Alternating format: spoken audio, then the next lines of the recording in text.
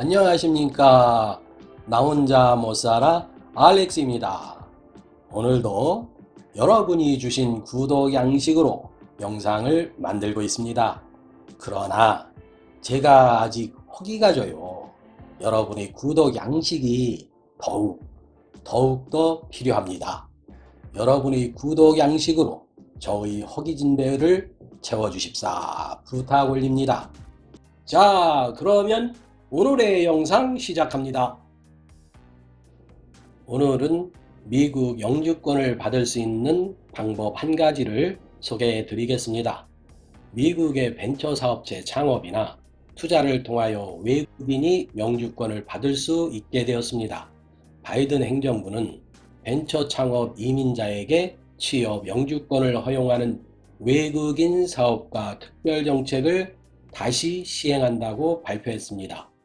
미국 경제에 기여하는 벤처기업을 창업한 외국인에게 5년간 합법 체류를 허용하고 일정 자격을 갖추게 되면 취업 이민 신청을 할 수 있도록 하는 것입니다. 이 제도는 버락 오바마 전 대통령 때 시행되었었지만 트럼프 전 행정부가 지난 2018년 전격적으로 중단시켜서 세상의 빛을 보지 못하고 있었다고 합니다. 참 트럼프는 뭔 생각으로 합법 이민조차 막았는지 이해를 할 수가 없어요. 미국이란 나라가 애초에 침략에 의해 오늘의 미국이 되었는데 듣기 좋아라 해서 이민자가 세운 나라지, 솔직히 침략으로 세운 나라가 정확한 표현인데 그렇지 않습니까? 또 그렇게 이주한 사람들이 오늘의 미국을 만든 것은 사실 아닌가요? 자, 어쨌든 벤처 사업 구상을 가지고 미국에서 스타트업을 창업한 외국인 사업가가 일정 조건을 충족할 경우 30개월씩 2차례까지 만 5년까지 합법 체류가 허용됩니다. 이 과정에서 취업 영주권 신청도 할 수 있다는 겁니다.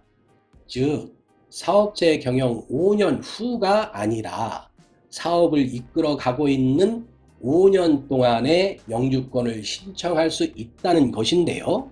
사업 실적에 따라서 영주권을 상당히 빨리 받을 수도 있다는 의미가 되는 거죠.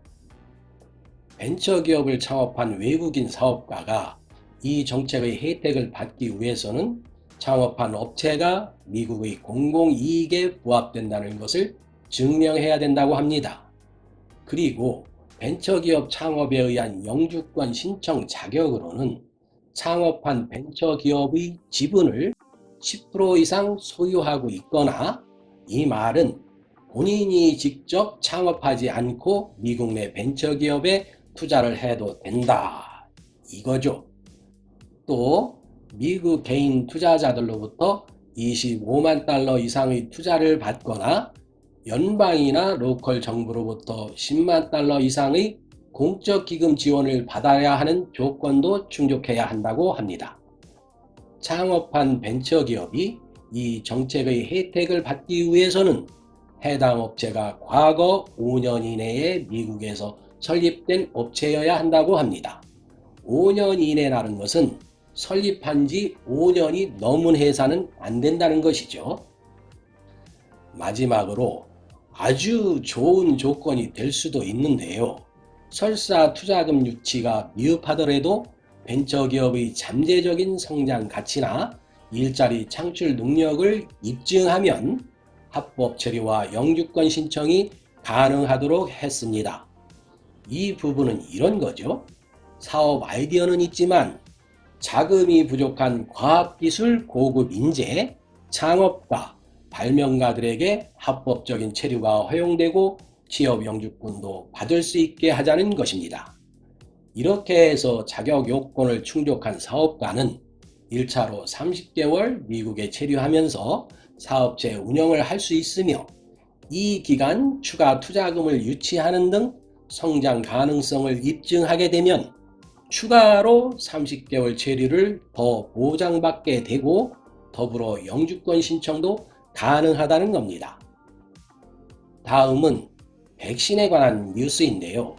러시아와 중국이 협업으로 전 세계 개발도상국에 백신을 공급한다 하는 뉴스입니다. 서구권에서 백신을 독식하고 있는 상황인데요. 백신이 절실한 개발도상국들은 러시아와 중국산 백신을 대량 주문하고 있다는 글로벌 타임스의 보도입니다. 러시아 국부펀드는 지난 2월 전 세계에서 백신 25억 회분 이상을 공급해달라는 요청을 받았다고 밝혔습니다. 백신을 개발한 중국 국영회사 시노팜 역시 5억 회분의 주문을 받았다고 중국 관영매체 글로벌 타임스를 통해 밝혔습니다. 카자흐스탄에 살고 있는 제 친구의 말에 의하면 러시아 주변국들, 카자흐스탄 등은 이미 러시아산 백신 접종을 2차 접종까지 시행 중이라고 합니다. 그런데 화가 나는 것은 도대체 한국은 뭐를 하고 있는지 모르겠습니다.